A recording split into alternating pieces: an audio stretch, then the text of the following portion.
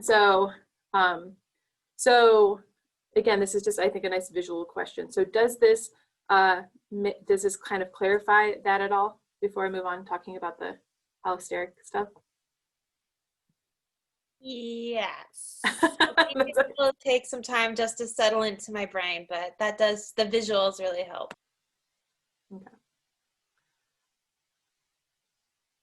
Oh, unmute, Keith.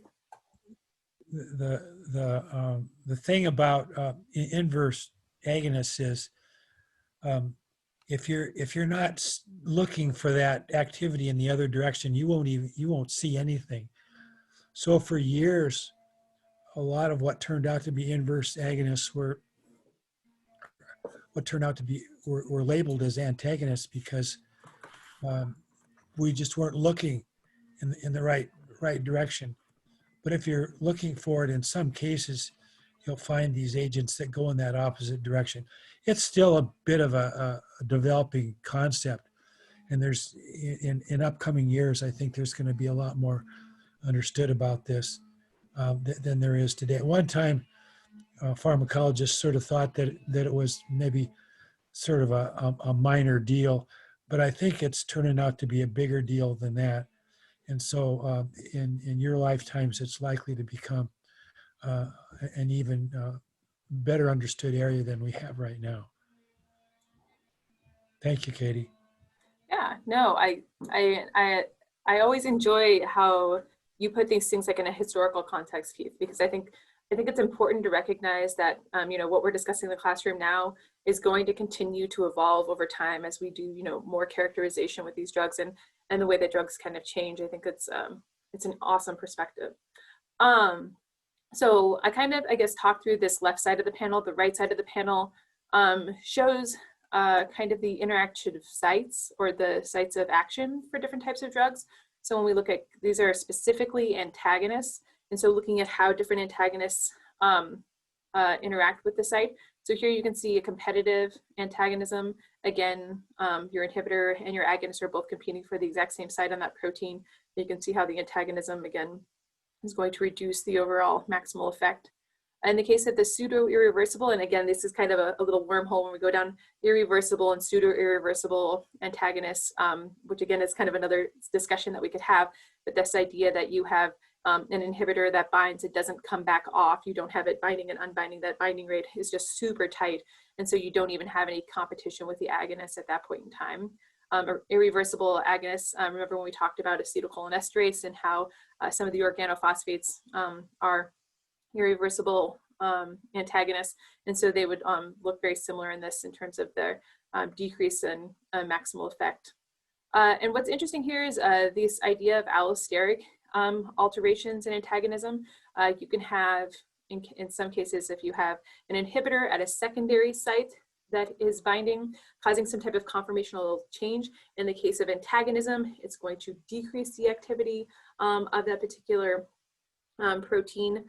These are often called negative allosteric modulators. If you go onto like a pharmacology drug site, that's how they're referred to as, or sometimes called NAMs, negative allosteric modulators.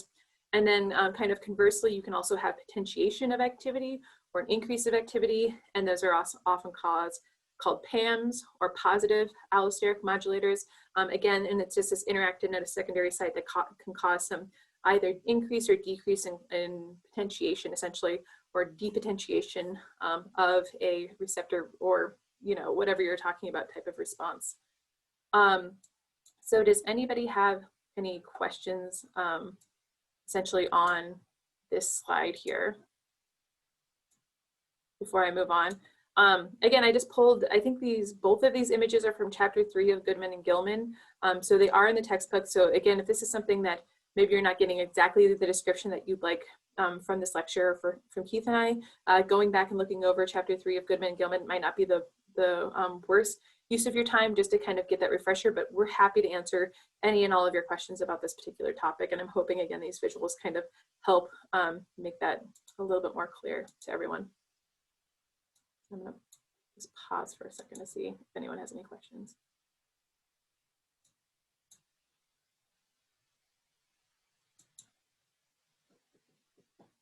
Okay. Yeah, like I said, we can always come back to this idea as well. And I think it directly kind of applies to the conversations we're having right now about neurotransmitters and kind of some of the drugs that are going to bind to those areas. Okay, so last week we left off with this concept check before I let everyone go. So again, just a reminder, an 8-year-old girl is brought in for a mother for an evaluation of allergies. Each year in the spring, the child develops a runny nose, itchy, watery eyes, and sneezing. She has been treated in the past with diphenhydramine, but the child's teacher said she's very drowsy during school. She has no medical problems and no chronic medications. Her examination is unremarkable today. You diagnose her with seasonal allergic rhinitis and prescribe fexofenadine. So what is the mechanism of action for antihistamine medications, and what is the pharmacological basis of switching to fexofenadine? So if everyone wants to just kind of pause for a second, maybe think about this. Again, this is just kind of wrapping up the conversation that we had about histamine and its effect in the nervous system. If anyone wants to go ahead and kind of insert their answer into this chat, that would be great. I'm not going to send you to breakout rooms just because I don't know how effective those have been, because you're not able to view the concept questions when you get to the breakout room. So I'm still kind of troubleshooting the solution to that.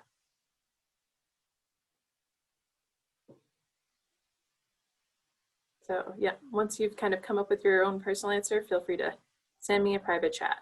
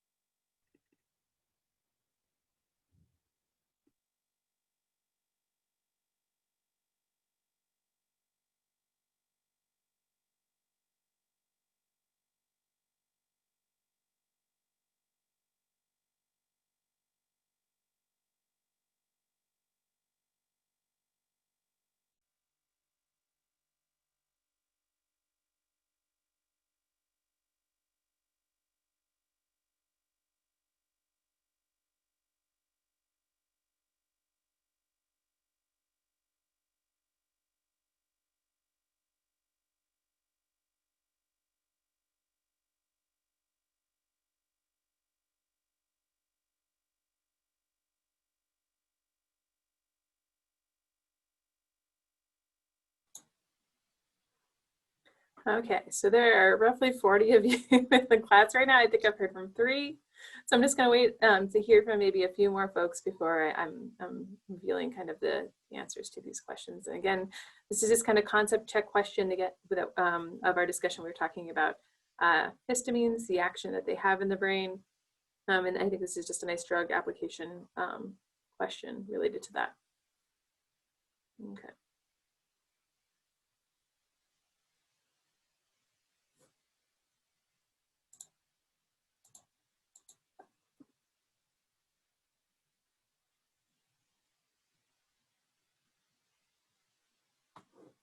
Okay, so in the interest of time, we're gonna continue to move forward. Thank you for your responses, folks who have responded.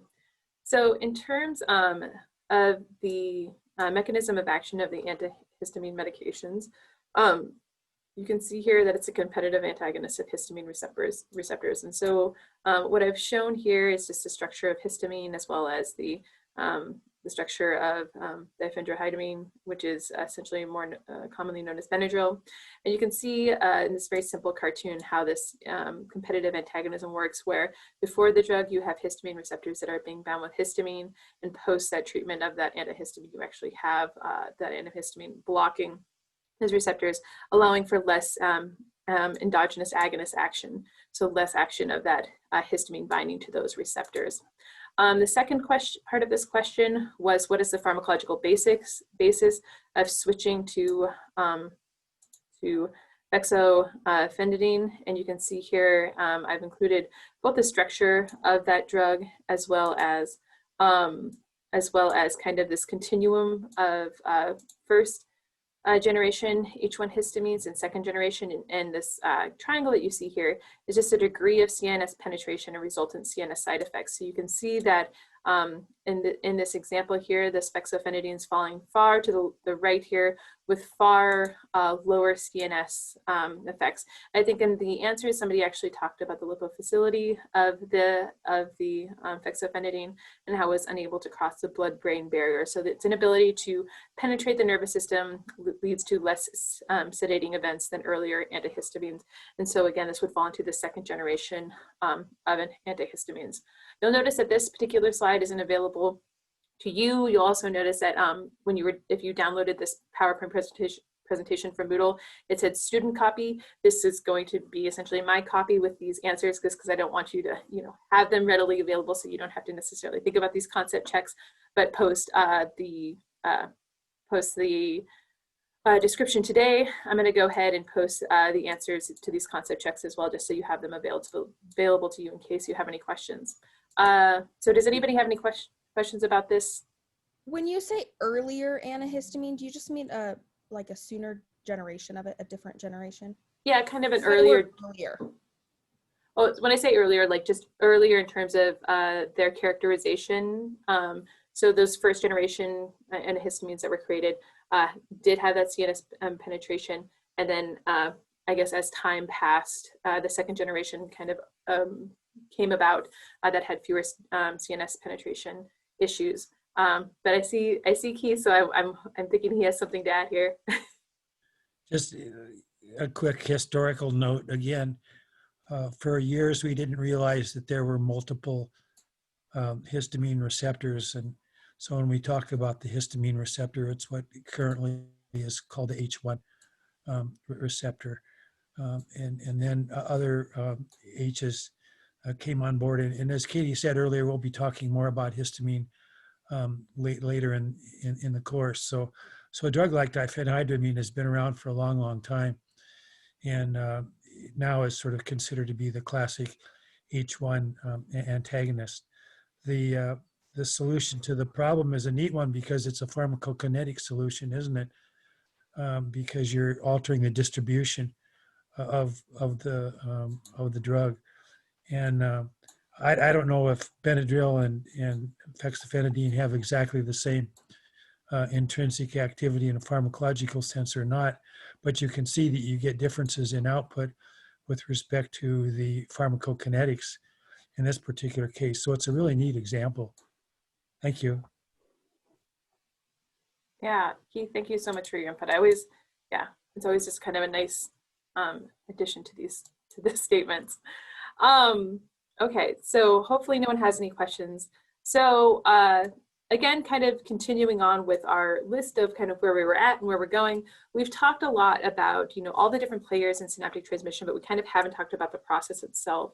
And so kind of going off of our conversation last week, I think that this image does a nice job of just showing the interaction of like where messages are sent, where they are received. And so if we look at the neurons that communicate at synapses here, you can see these dendrites that are extending out into the extracellular space, and then you have your cell body that's receiving all of those signals, whether they're excitatory or inhibitory. Again, those are going to be mediated via different neurotransmitters.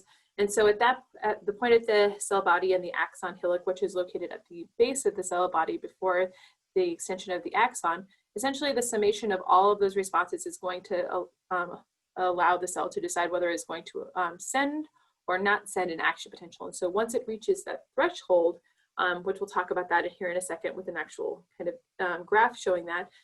Once that threshold is reached, you have an action potential that travels down the axon.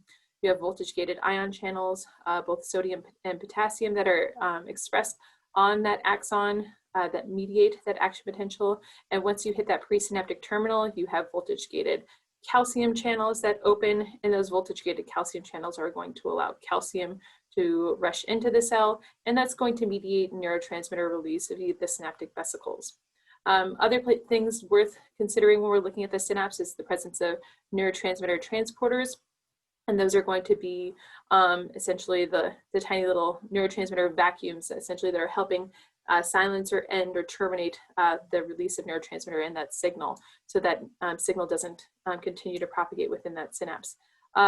What is interesting to kind of note about this particular figure is you can see the reddish blocks here, voltage-gated ion channels, neurotransmitter transporters, as well as the postsynaptic receptors are all considered to be targets of drugs. And so we'll look at, again, some examples of those throughout this semester.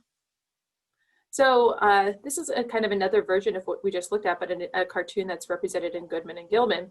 You can see here, again, as the action potential travels down the presynaptic terminal, it causes, influx of the voltage-gated calcium channels to open. And once that occurs, that influx of calcium is causing the activation of the snare proteins, which are just basically little tethers that mediate the release of neurotransmitter. Once neurotransmitter is released, it diffuses across what's called the synaptic cleft here. And you can see that it binds to postsynaptic receptors. In some cases, it's an ionotropic receptor, which is represented here in point 3, or a metabotropic receptor, which you can see here, which is represented in 4. And so this is a very oversimplified kind of a picture of a synapse. But again, it's pointing out all of the different places in which regulation is important, and that how that regulation can be disrupted by use of an action of a toxin or a drug. Let's see. Sorry, it's hard for me to mediate the pictures and the chat and the images itself. But so here you can see again that neurotransmitter binds to those receptors, presynaptic or postsynaptic. You can see examples of a presynaptic receptor in 5 that's represented as a G protein coupled receptor. One such receptor system that we'll talk about that is presynaptic and expression is the cannabinoid system. And again, we'll have an entire lecture that's dedicated to the cannabinoids. And there are quite a few different presynaptic receptor systems that are expressed. And so I think often when we think of neurotransmitter release, we often think of just the postsynaptic receptor response. But just recognize that there is presynaptic action of neurotransmitters to the presynaptic cell that can mediate essentially the probability of neurotransmitter release. And if that's the case, it can have either an inhibitory or an excitatory action depending on how that specific neurotransmitter works and the receptor that it binds to. So this neurotransmitter, again, a signal is terminated via transport, or we see instances when we talk about things like acetylcholine, that the transporter signal is terminated via enzyme. Again, I'm hoping that this is very much review for many of you and that you've seen figures like this before. And even the figure that I'm showing you now, again, I hope is not a completely new or novel one too, where this is how an action potential would be measured. Here you can see the plasma membrane potential on your y-axis and the time in milliseconds on your x. And so as a depolarizing stimulus is injected into a cell, again, in most instances, what this would look like is if you have neurotransmitter that's binding to, let's say, a sodium channel. So the example of glutamate's a great one. So if you had glutamate that was being released and it bound to a receptor, let's say the AMPA receptor, and it caused influx of sodium ions, that would cause a depolarizing stimulus and cause that cell to become more positive. And then at a certain point, if it hits the threshold potential, it's actually going to cause an action potential of fire. Now what happens at this point essentially is that you have voltage-gated sodium channels that open, and the voltage-gated sodium channels are going to cause this very rapid rise and increase in the plasma membrane potential. Now what's going to mediate this decrease back down to the resting membrane potential is going to be the opening of the potassium channels. So potassium channels are going to open up, and you have potassium that's going to exit the cell. So Again, I'm guessing this isn't completely a new or novel concept to many of you, that you've seen this before, that you've learned about action potentials before, but I'm just hopefully just giving you a nice refresher. And again, as I talk about each one of these channels opening, whether it's a voltage-gated calcium channel or voltage-gated sodium channel or voltage-gated potassium channel, recognize that all can be sites of drug action. And then when we talk about the depolarizing stimulus, again, that can be mediated by an AMPA receptor or a variety of other receptors, and those also can be sites of drug action as well. So that's essentially going to alter the action potential generation. And just, again, just recognize that an action potential is an all or nothing event. So once you've hit this threshold potential here, you're going to have that opening of those voltage-gated sodium and potassium channels that assist in returning that AP to its resting membrane potential. Again, I guess that was a very verbal description of an action potential. So I just want to make sure I pause here for a second to see if anybody has any questions.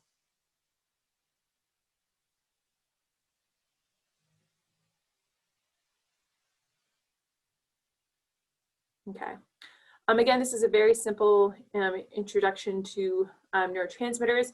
Neurotransmitters can be excitatory and inhibitory, as we discussed before. So some examples of some excitatory neurotransmitters we've discussed, things like acetylcholine and glutamate. It's going to encourage postsynaptic potentials. It can also encourage presynaptic release. Inhibitory neurotransmitters, things like GABA and glycine, we discussed pretty at length last class, and it makes it harder for the membrane to depolarize. You can think of drugs, things like sedatives, like Valium and Ambien, are going to, again, decrease that postsynaptic potential via an increase in chloride ions. So this particular postsynaptic cell that is being demonstrated here, this neurotransmitter and activated receptor is showing that there's an influx of positive ions, those sodium ones, or in the case of the inhibitory action, you have an influx of chloride ions. So it's that push and pull between sodium and chloride that's ultimately going to result if it is able to reach that threshold potential for an action potential to fire. So as an electrophysiologist, I feel like I have to show, some type of recording, which is ultimately what many of these action potential figures look like. So again, excitatory synapses produce excitatory postsynaptic potentials. That is what EPSP stands for. Here you can see this particular, in this particular image, this E1, after you inject excitatory current, you get an EPSP, returns to resting potential. Since this is sub-threshold, it just kind of ends up looking like a small bump. Again, you just have a small influx of sodium ions in that instance. If you, let's say, stimulate E1 and E2, which are maybe located at two different locations, you can summate and have at these two different locations, you can actually have it reach threshold and an action potential fires. In the case of temporal summation, let's say you have a single stimulus, and a stimulus at a single site. So let's say you take a single dendrite and you excite it 1-2 times. Through that kind of additive process, you're able to reach threshold and have an action potential fire. So spatial summation and temporal summation are essentially the two different ways in which you can reach threshold in a neuron for it to fire the action potential. So in this case, we're looking at just primarily excitatory inputs and exciting excitatory cells and releasing that neurotransmitter, causing an influx of sodium and seeing if we can reach that threshold. Now, in the case of inhibitory currents, here you can see E3. If you injected E3, you have an action potential that occurs. Here, let's say you inject an inhibitory cell, you see a hyperpolarization, that downward turn. Again, the cell's becoming more negative because it has chloride fluxing into it. And in the case here, you can see kind of what happens if you hit an inhibitory site and then follow that by an excitatory. That inhibition is going to make it far less likely, or I guess impossible, for that excitatory injection to actually cause that AP to fire. So when we, again, just zoom in on exactly what's happening in these cells, it's always going to be that push and pull between positive and negative ions. And so if you have an inhibitory current, in this case, it's inhibiting the action of those sodium ions that are coming in, but you're unable to reach threshold. So again, I'm going to pause for a second if anyone has any questions about this particular figure.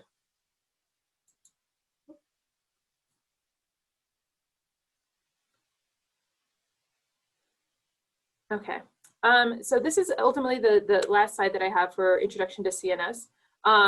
And the reason I like this slide is just because I think it does a nice overall job of showing you different sites of drug actions, whether it be presynaptic, during synthesis of a neurotransmitter, storage, or metabolism. And again, once that neurotransmitter is released into the synapse, you can have sites of drug action that are presynaptic, the receptor ion conductances can be altered, as well as reuptake, degradation, as in the case of that we saw of acetylcholine, or transporter uptake. So again, this is just kind of, again, a nice overarching image just showing the different sites of drug action when we talk about synaptic transmission. So this might be something to kind of go back and review, and then think about specific examples and maybe different neurotransmitter systems, because in some of those neurotransmitter systems, we did go into the synthesis, or we did go into the storage and metabolism of them.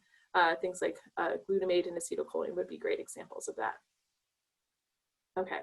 So I'd like to push forward and make sure we get into our discussion on alcohols today. In terms of where the material is coming from, it's coming from Goodman and Gilman chapter 23, as well as Katzung in chapter 23. Interestingly enough, it fell into the same chapters of both of these textbooks. So if you have any questions about this material, do feel free to go and look at both of those texts. In terms of the roadmap and what we're going to hit upon today, we'll talk about the history and use of ethanol. We'll talk about how it's utilized, how it's ingested, some of the enzymes that are important for breaking down ethanol and lead to some of its toxicity. And then we'll probably finish up today. Hopefully we get to our discussion about methanol. This isn't the extent of the chapter on ethanol. We'll have kind of a whole additional roadmap that we'll hit tomorrow, talking more about some of the effects of ethanol in the CNS, and obviously pharmacological agents that are related to reversing ethanol use. So again, it's always nice to start off with the historical context of any of the drugs that we're talking about. So, you know, ethanol has been around kind of as long as kind of humans have been around. You know, you have to think about the first person who maybe had fermented, you know, beverage or fermented berries, maybe berries that had gone bad, and somebody just looks at it and goes, maybe I should drink that, and just had these incredible effects. So in terms of tracking it historically, some of the drinking of the fermented beverages goes back to 10,000 BC. What I've done here is I've just kind of pulled some nice images through from history showing people imbibing. 300 BC, alcohol was used very commonly by the Greeks, whether it be in religious ceremonies or celebratory things. It's used in most cultures, so it didn't develop in just one region and kind of spread. We saw the evolution and use of ethanol in South America, in you know, Europe, in Africa. You kind of saw the co-evolution of it in both regions. But just recognize wherever there is use, there is overuse, and it was kind of, as soon as folks kind of figured out what ethanol could do to them, there were those folks who were going to just push it a little too far.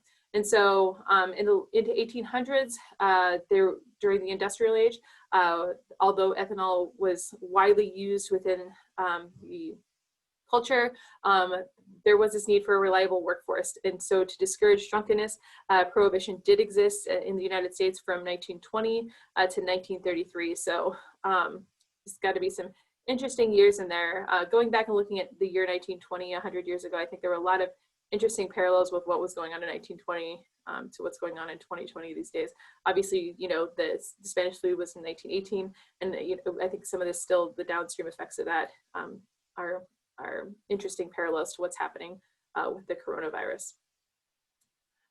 So with, like I said, with use, there is overuse, and so it's important that we recognize some of the disorders related to overuse of alcohol. So alcohol use disorder, for the rest of the lecture, I'll be calling it AUD. It is one of the most prevalent psychiatric disorders, and so it was really interesting to read this chapter and just kind of see how pervasive it was.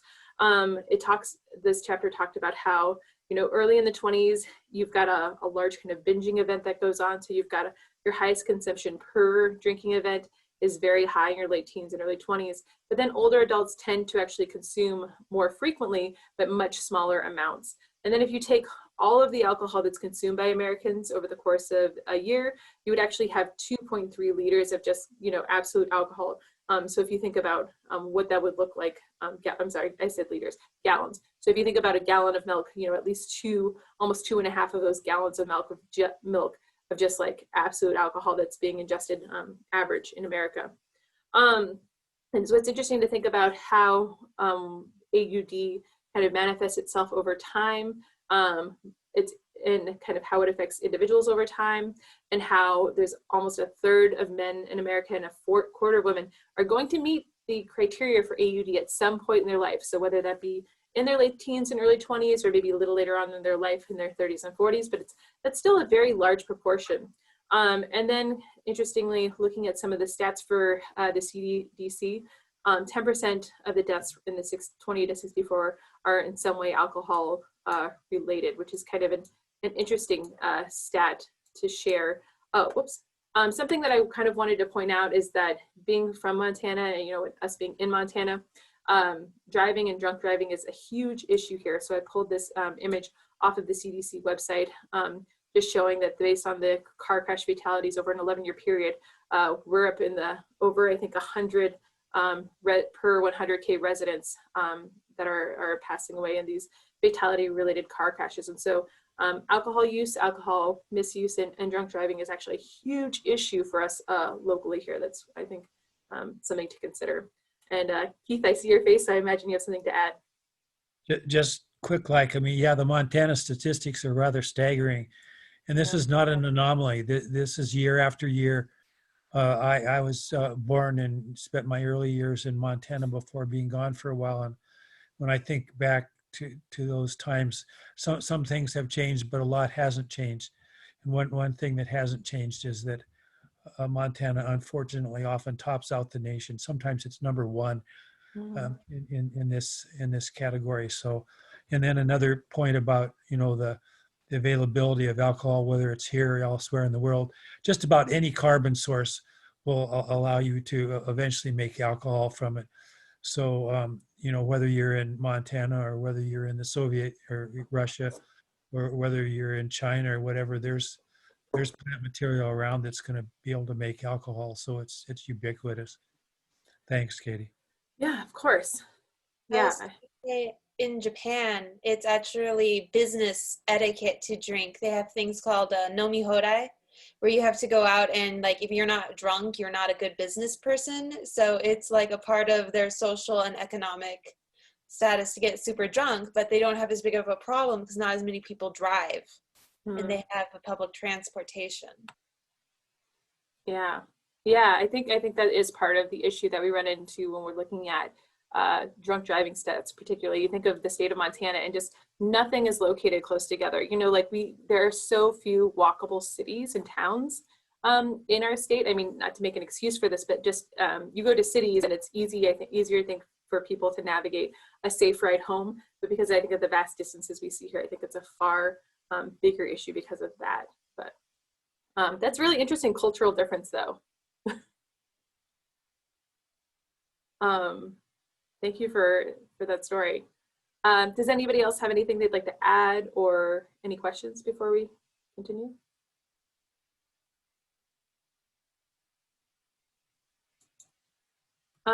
Okay, so continuing kind of our conversation about ethanol. So ethanol consumption. So when we talk about ethanol consumption, as compared to like other types of drugs, you actually have to we consume very large amounts of ethanol. So instead of most drugs that we consume, you are ingesting at the milligram or microgram kind of status, and in the case of ethanol, you're ingesting grams of it.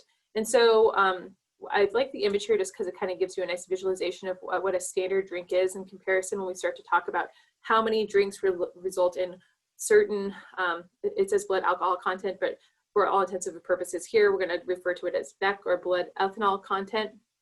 So it shows you the correlation between number of drinks and essentially the weight in pounds. And so the legal BEC is essentially 0.8% or 80 milligrams of ethanol in blood. That concentration, when we look at it, is actually a 17 millimolar concentration of ethanol in the blood system. And this graph down here, I think, is particularly interesting because we're going to talk upon several different occasions about how the differences in which ethanol is essentially metabolized and how the effects are different between males and females for a variety of kind of physiological reasons. But again, the only safe number of drinks here would be 0. But you can see here very quickly as you increase the number of drinks, the differences essentially in driving skills and the effects that they have. You'll see that another thing that is going to affect somebody's blood alcohol or blood ethanol content is going to be weight. But there are many different things that affect the blood ethanol level, how much you've eaten. And again, many of these things probably won't be surprising, how much you've eaten, how much other water you've had ingested, gender, stomach emptying, metabolism, again, are all going to affect the way in which blood is metabolized.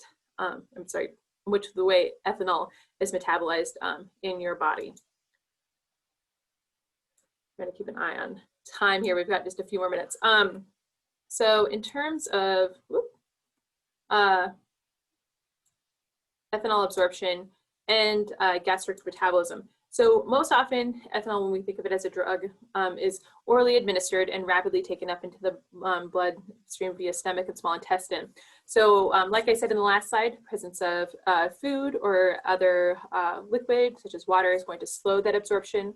And it's going to be the amount of ethanol that's seen decreases, the amount of ethanol that first pass metabolism of the ethanol by the gastric and liver, and the alcohol dehydrogenase decreases that blood ethanol content.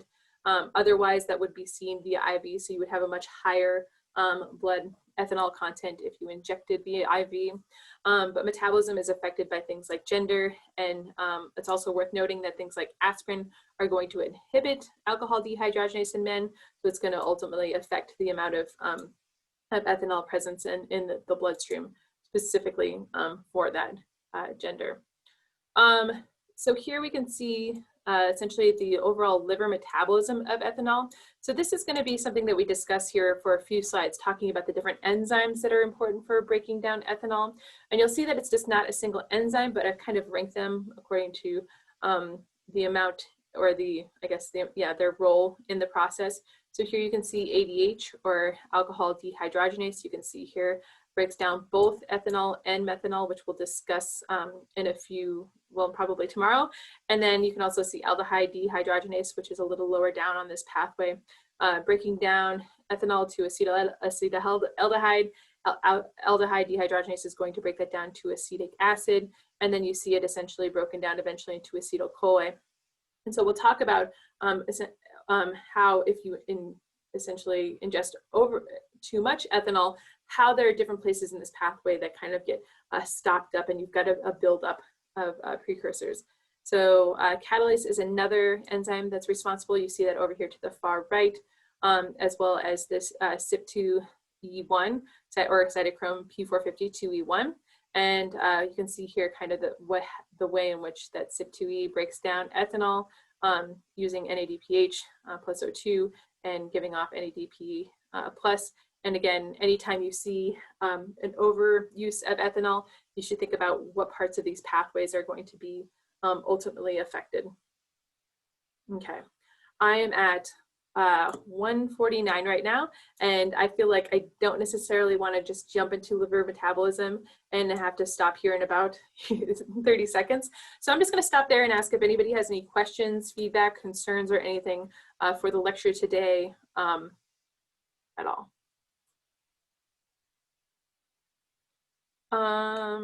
Alternate pathways for aldehyde dehydrogenase. When you say alternative pathways, kind of what are you referring to? So like when you see the alcohol dehydrogenase, you can go through that, or you can go through CYP2E1 or catalase, but we don't have any alternates for the aldehyde dehydrogenase. Oh, I see. Shown. Yeah, so I think that tends to kind of, again, be the bottleneck for this process. Okay. I mean, there are going to be other ways in which I guess aldehyde could be processed, but yeah, I guess maybe a larger picture here of the metabolism might be useful to see the other ways in which aldehyde can be utilized.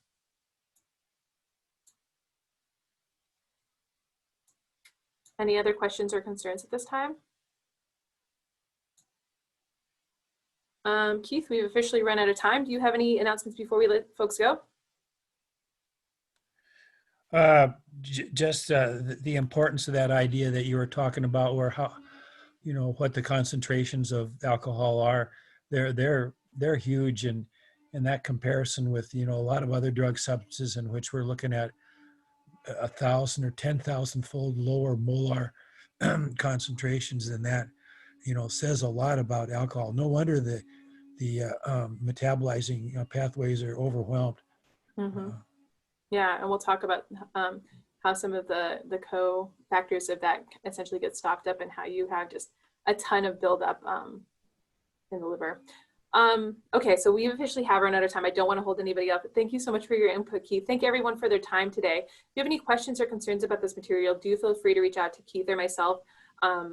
And yes, I'd be happy to do so. So yes, I hope everybody has a wonderful day. It's beautiful outside. Please make sure you enjoy that blue sky and wonderful fresh air. Thanks, Katie. Thank you so much, Keith. You're welcome. Thank you.